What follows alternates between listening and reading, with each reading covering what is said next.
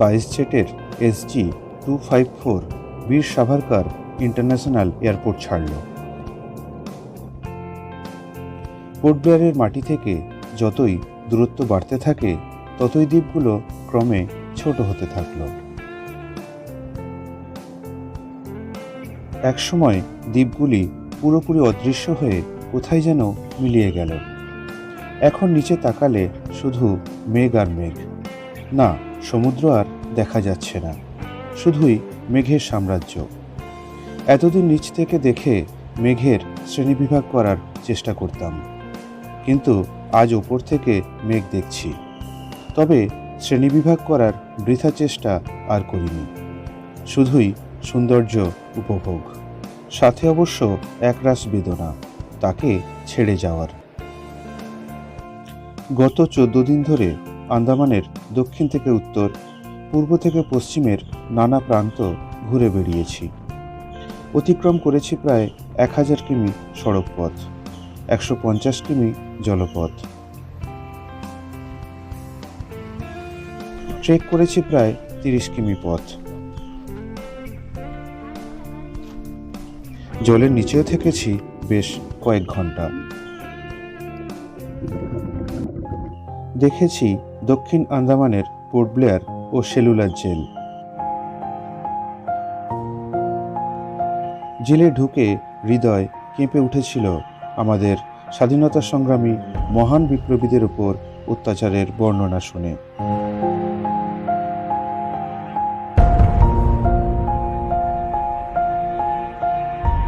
দেখেছিলাম light and sound show.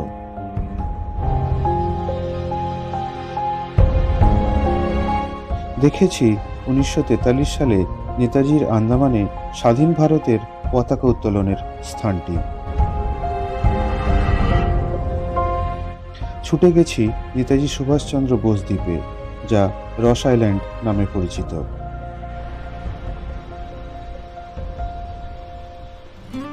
ঘুরে বেড়িয়েছি ব্যস্ততম করভিন কোভ বিচে। প্রকৃতির আরও সান্নিধ্য লাভের আশায় যাযাবরী পা চলে গেছে চিড়িয়াতাপু মুন্ডা পাহাড় বিচে। বারাতাঙে দেখেছি জামা কাপড় পরা জারোয়াদের। উঠেছি মাউন্ট হ্যারিয়েটে, 20 টাকার নোটের ছবিকেও দেখেছি। জলিবয় দ্বীপ ও চুনাপাথরের গুহার মধ্যেও সময় কাটিয়েছি বেশ কিছুক্ষণ। জাহাজে উঠে পৌঁছে গেছি সুন্দরী শহীদ দ্বীপে। নেল আইল্যান্ডের স্বচ্ছ নীল জলরাশি সুইমিং পুলের স্বচ্ছতাকেও 10 গোল দেবে। ভরতপুরে ডুবেছি আর স্পর্শ করেছি আন্দামান সাগরের তলদেশকে।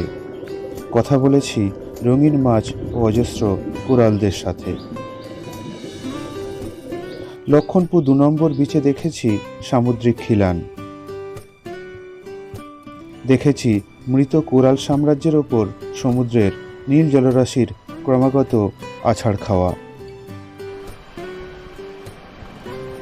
লক্ষণপুর 1 নম্বর বিচে সমুদ্রে সূর্যের ডুবে যাওয়া দেখেছি। সীতাপুর বিচের নির্জনতা ও স্নিগ্ধতা ভঙ্গকারী দুরন্ত সামুদ্রিক ঢেউয়ের সাক্ষী থেকেছি। ব্যস্ততম স্বরাজদ্বীপ বা হ্যাবলকে যেতে গিয়ে পার হতে হয়েছে উত্তাল সমুদ্র। এশিয়ার সুন্দরতম বিচ রাধানগরের জলের ঢেউ গায়ে মেখেছি।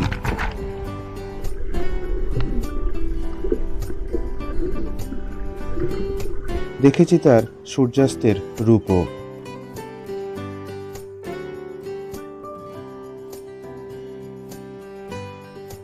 দেখেছি নির্জন নীলকোভ বিচ।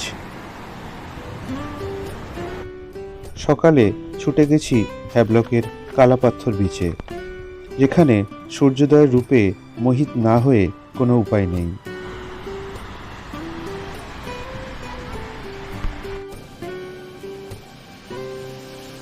খুব শান্ত গোবিন্দনগর ও বিজয়নগরকেও দেখার সৌভাগ্য হয়েছে। 2 কিমি রেন ফরেস্ট ও ম্যানগ্রোভ জঙ্গলের ভিতর দিয়ে হেঁটে পৌঁছে গেছি এলিফ্যান্ট বিচে। জঙ্গলে কিংকোবরা সাপের মুখোমুখিও হয়েছি। বিবাহ বার্ষিকীতে দুজনে একসাথে স্নরকেলিং করেছি।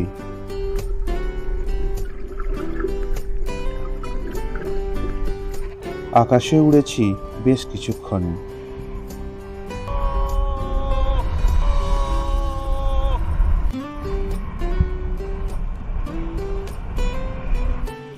মিডল আন্দামানের নির্জন দ্বীপ লং আইল্যান্ডে সেদিন গেছি শুধু আমরাই।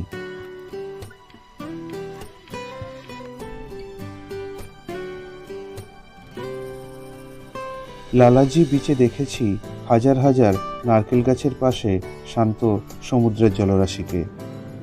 স্পিড বোটে গভীর সমুদ্র পার করে চলে গেছি জনমানবহীন নর্থ প্যাসেজ আইল্যান্ডে। শুধু 3টি কুকুর এই দ্বীপে বাস করে।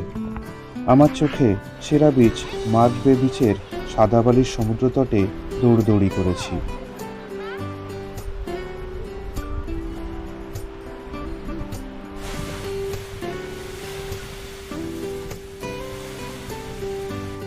চারদিক কুমিরে ভরা গিটার আইল্যান্ডেও সময় কাটিয়েছি বেশ কিছুক্ষণ।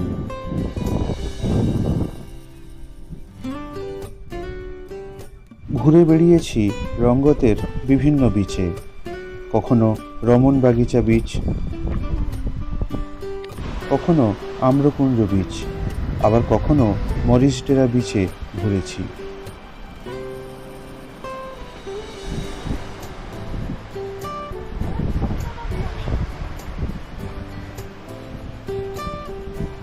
নির্জন পঞ্চবটি বিচেও থেকেছি বেশ কিছুক্ষণ। সমুদ্রের ধার দিয়ে ছুটে গেছি আরও উত্তরের দিকে।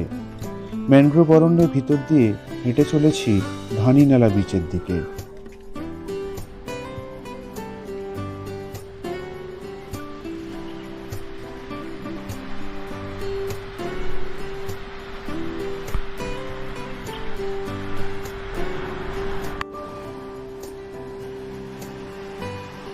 স্পিড বোটে সাগর ফুঁড়ে যাত্রা করেছি সুন্দরী রস অ্যান্ড স্মিথ আইল্যান্ডে।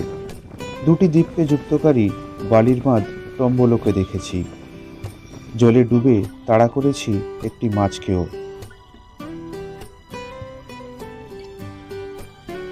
দূর থেকে দেখেছি আমার চাঁদের পাহাড় স্যাডল পিককে।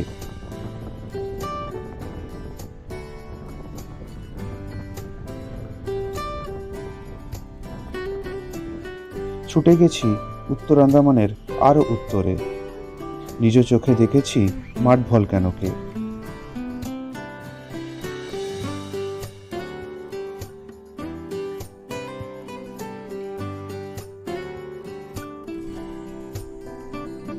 পাঁচ কিমি রেন ফরেস্ট ট্রেক করে গেছি টুরিস্টহীন বান্দা নালার দিকে।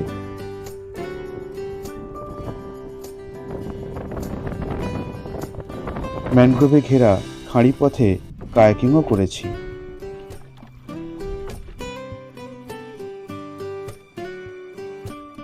13 কিমি নিরক্ষী অরণ্য ট্রেক করে পৌঁছে গেছি 737 মিটার উচ্চতার স্যাডল পিকের চূড়ায়।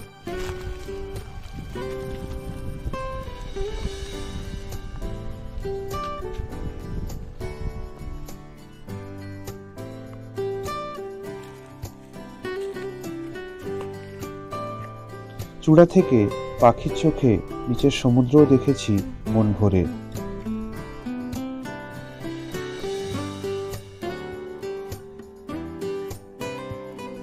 স্নান করেছি পাহাড়ি ঝর্ণায়, সাথে তার জল পানও করেছি। ছুটে গেছি ল্যামিয়া বে বিচ ও কালীপুর বিচে। দূর থেকে দেখেছি স্যাডল পিক ও ক্র্যাগি আইল্যান্ডকে। কত পথ পার করেছি। ছুটে গেছি রামনগর বিচের স্পর্শ পেতে।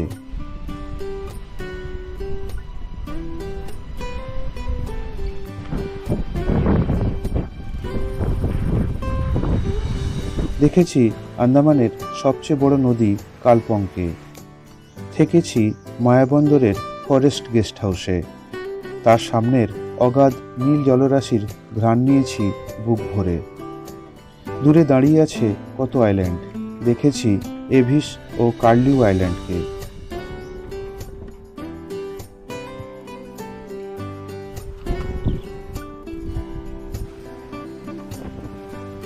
কয়েক কিমি লম্বা কারমাটান বিচে গিয়ে সারা বিকেলটা কাটিয়েছি।